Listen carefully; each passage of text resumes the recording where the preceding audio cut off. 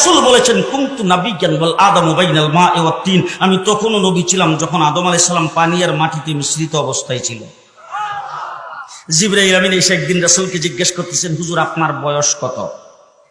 রাসূলুল্লাহ সাল্লাল্লাহু আলাইহি সাল্লাম জিবরাইলকে জিজ্ঞেস করতেছে, জিবরাইল আমার বয়স পরে বলবো, আগে বলো তোমার বয়স কত? আগে বলো তোমার বয়স কত? জিবরাইল আমিন হুজুর আমার ডেট অফ বার্থ জানা নাই।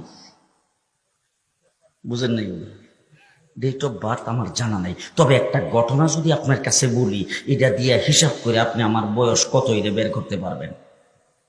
আপনারা কাহিল হয়ে গেছেন মনে হয়, কথা শুনতেছেন?